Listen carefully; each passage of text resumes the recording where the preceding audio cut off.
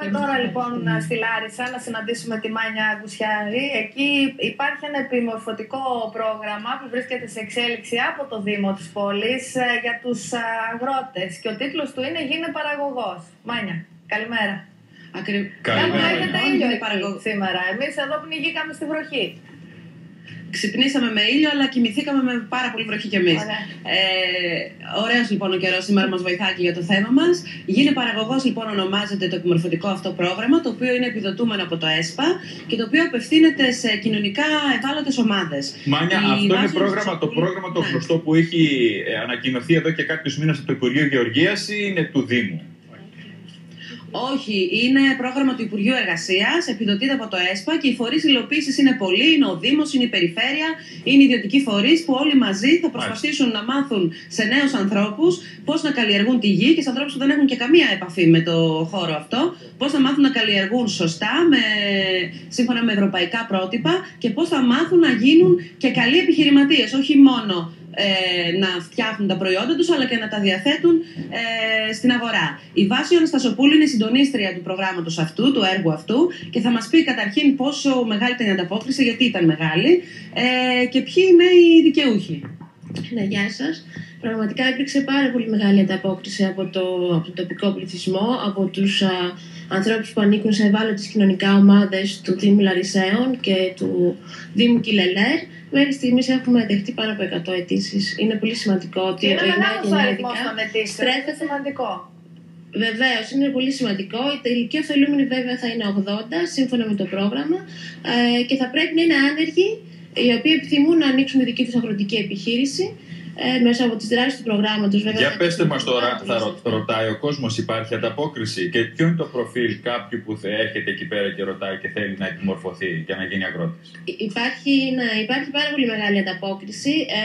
Θα πρέπει να είναι καταρχήν άνεργος, ο οποίος μπορεί να είναι ωφελούμενος και θα πρέπει να έχει διάθεση να ασχοληθεί επαγγελματικά με τον αγροτικό τομέα, να δημιουργήσει δηλαδή τη δική του επιχείρηση παραγωγής και προώθησης αγροτικών προϊόντων και συγκεκριμένα επιλεγμένων οπωροκυπευτικών προϊόντων αλλά και αρωματικών φυτών μέσα από το σύστημα της ολοκληρωμένης διαχείρισης καλλιεργειών, που είναι το ISO βέβαια των αγροτών που προσφέρουμε. Η επιμόρφωση γίνεται με βάση παραδοσιακές μορφές καλλιέργειας ή εναλλακτικές?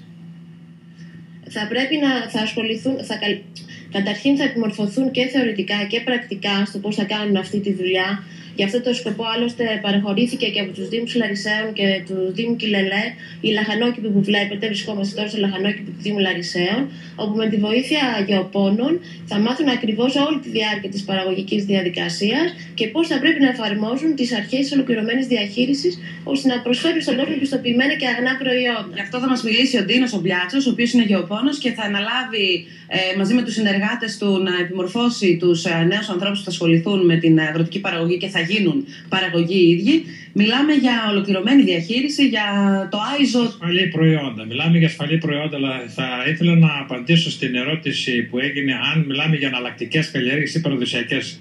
Κοιτάξτε, επειδή πολλή κουβέντα γίνει για τις εναλλακτικές, στην Ελλάδα εισάγουμε μαρούλια, πατάτες, κρεμμύδια, ρίγανη. Αυτές που εισάγουμε, ξέρετε ότι και τη Θεσσαλία εισάγουμε 1.500 τόνους πράσο κάθε χρόνο για να φτιάξουμε τα λουκάνικα στα Τρίκαλα.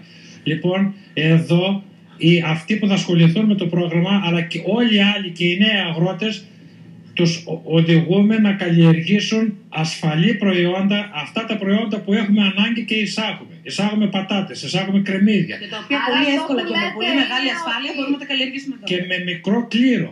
Δεν χρειάζονται εκατοντάδες ή χιλιάδες. Αν πρέπει να επιλέγουμε τις νέες καλλιέργειες, να έχουμε και καινοτόμες μεθόδους παραγωγής, αλλά να μην ξεχνούμε τις παραδοσιακές καλλιέργειες και τα παραδοσιακά προϊόντα τα οποία βγάζει η ελληνική γη. Έτσι ακριβώς. Δηλαδή καλά και τα σαλιγκάρια, αλλά ας παράγουμε πρώτα το γάλα που θα φτιάξουμε το τυρί, ας παράγουμε το κρέας, το αρνίσιο, το πρόβιο ή το χοιρινό που εισάγουμε και μετά όσοι από εμάς θα φάνε στα λιγκάρια, καλά, ένας έχουμε και μια μονάδα να παράγουμε. Γι' αυτό λοιπόν. Βέβαια, γι' αυτά είμαστε γνωστοί και διεθνώς. Και όλοι εμείς. Τώρα, μια και μας το θυμήσατε με το μια και μας το θυμήσατε για το γιαούρτι, να πούμε ότι μια εταιρεία ελληνική στις Ηνωμένες Πολιτείες έχει αναλάβει το τραπέζι εκεί που θα γίνει η ορκομοσία του Αμερικανού Προέδρου και θα έχει παραδοσιακό ελληνικό γιαούρτι. Ωραίο. Έτσι. Και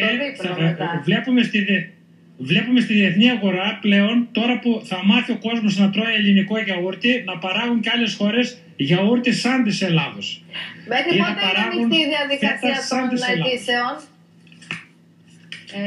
Για τη διαδικασία των αιτήσεων. Θα πρέπει να προσέλθουν στο ΚΕΚ Δήμητρα ή στο Δήμο Λαρισαίων ή στο Δήμο Κιλελέ ή στην Περιφέρεια Θεσσαλίας για να υποβάλουν αίτηση. Στη συνέχεια θα κληθούν όλοι για συνέντευξη, όπου μέσα από η προθεσμία ποτέ. Η προθεσμία είναι αυτή τη βδομάδα τελειώνει. Εμείς μπορούμε να πούμε παράταση, γιατί υπήρχε ενδιαφέρον. Μάνια μάθε, γιατί μας ενδιαφέρει. Ρωτάει ο Φάνης, ο Παπαθανασίου μπορεί να πει. Και τον Γρηγόρη τον Άννη εκεί να πιάσουμε την τσάπα να γίνουμε παραγωγή. Καλό είναι, κοιτάξτε, αλλά να ξέρετε ότι η τσάπα έχει λάσπη, έχει σίγουρα την το ξέρω. Από χωριά είμαστε και εμείς, από τη Λαμία, από τον κάμπο της Λαμίας είμαι κι εγώ. Λοιπόν, και εγώ από Εγώ θέλω μόνο. Μην ανησυχείτε, θέλω μόνο, παιδιά, να σας πω κλείνοντας. Σας ευχαριστούμε πολύ. Καλή συνέχεια. Να είστε καλά.